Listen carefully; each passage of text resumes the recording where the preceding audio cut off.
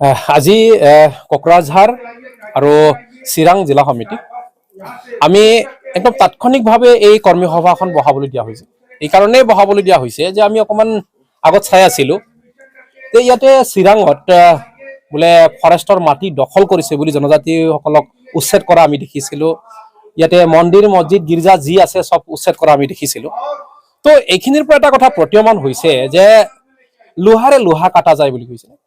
ইয়াত আমাৰ প্ৰমোদ বড়ো মহোদয়ক ঢাল কৰি পেলাই ভাৰত চৰকাৰ আৰু অসম চৰকাৰ যিটো কৌশলেৰে জনজাতিসকলৰ ওপৰত যিটো হাত দিছে এইটো এটা অশুভ লক্ষণ।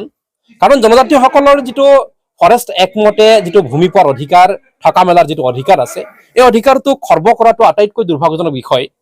এইকাৰণে আমি জনসাধাৰণক এটা বাৰ্তা দিবৰ কাৰণে আহিছিলোঁ যে আপোনালোকৰ জৰিয়তে এটা বাৰ্তা দিছো যে প্ৰমোদ বড়ো মহোদয়কো কৈছো মই দাদা বুলি মানুহ এইজন ব্যক্তিক আমি সেইজন ব্যক্তিক বহুত বলিষ্ঠ বুলি ভাবিছিলোঁ। কাৰণ যেতিয়া আপচু কৰি আছিল সেই এনেকুৱা এটা বলিষ্ঠ বুলি ভাবা মানুহজনে যে ইমান তলত পৰিব পাৰে বা কাৰোবাৰ ইচ্ছাত নাচিব পাৰে সেই বস্তুটোক আমি অকমান লজ্জা অনুভৱ কৰিছোঁ। আমি বিআৰ ফেৰেংগা মহোদয়কো লজ্জা অনুভৱ কৰিছোঁ। এনেকুৱা শাসন চলোৱাতকে নচলোৱাই ভাল।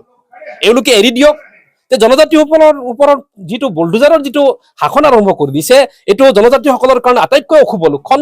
সেইকাৰণে আমি ইয়াতে কম সময়ৰ ভিতৰতে তাৰ বিৰুদ্ধাচৰণ আমি কৰিম। আমি চিৰাং জিলা সমিতি আৰু কোকৰাঝাৰ জিলা সমিতিৰ দুয়োটাৰে সংমিশ্ৰণত আমি ইয়াতে BTC কাৰ্যসূচীত BTCৰ যিটো সচিবালয় আছে এই সচিবালয়ত আমি এটা ধৰ্ণা কাৰ্যসূচী ল'ম। এওঁলোকৰ বুলডোজাৰৰ বিৰুদ্ধে আমি কলম আৰু মগজুৰে কৰিম যাতে কোনো কাৰণত অসমৰ পৰা জনজাতি লোকসকলক এই যিটো সংস্কৃতি বুলডোজাৰ সংস্কৃতি বা এভেকশ্যনৰ সংস্কৃতিটি এওঁলোকে বন্ধ কৰিব পাৰে। এইকাৰণে ভোটাৰ্ছ পাৰ্টি ইণ্টাৰনেশ্যনেল চেলেঞ্জ লৈছে যদি পাৰে আপোনালোকে ইমাত্ৰ যদি হিম্মত আছে গোটেই গুৱাহাটী বড়ো মানুহৰ আছিল আমি জনালৈকে ইতিহাসে কয়। গতিকে গুৱাহাটী খালী কৰি দিয়কগে। যদি আপোনাৰ বুলডোজাৰত ইমান শক্তি আছে গুৱাহাটী খালী কৰি দিয়ক। আমি জংঘলত থাকিবলৈ মন নকৰোঁ, গুৱাহাটীত আকৌ বসবাস কৰিম। গতিকে আপোনালোকৰ বুলডোজাৰ যেতিয়ালৈকে গুৱাহাটী খালী নকৰে তেতিয়ালৈকে আমাৰ আন্দোলন জাৰি হ'ব। তাৰ কাৰণে আজি মিটিংখন কৰা হৈছে, আজি তাৰিখ নিৰ্ধাৰণ হ'ব। এইটো হৈছে বিশ্বকৰ্মাৰ জন্মদিন।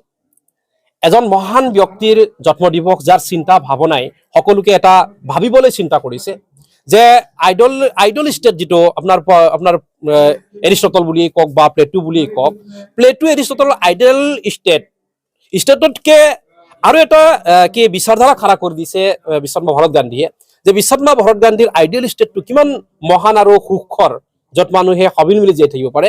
এনে এজন বিদ্বান মানুহৰ সমদৰ্শী এজন ব্যক্তিৰ বিশ্বকৰ্মাৰ 54 সংখ্যক জন্মদিৱস আছে। জন্মদিৱসৰ কাৰণে আমি সকলোকে আমন্ত্ৰণ জনাইছোঁ। তাৰ কাৰণে আমাৰ সভা সমিতি চলি আছে, পষ্টাৰিং চলি আছে, নিমন্ত্ৰণ চলি আছে। আমি ইয়াৰ দ্বাৰা আপোনালোকৰ জৰিয়তে জনাইছোঁ যে গড়চুক কটাবাৰী যিটো ফিল্ড আছে এই ফিল্ডত গান্ধীজীৰ 54 সংখ্যক জন্ম জয়ন্তী হ'ব। গান্ধীজীক আশীৰ্বাদ দিবৰ কাৰণে নিশ্চিত উপস্থিত হ'ব।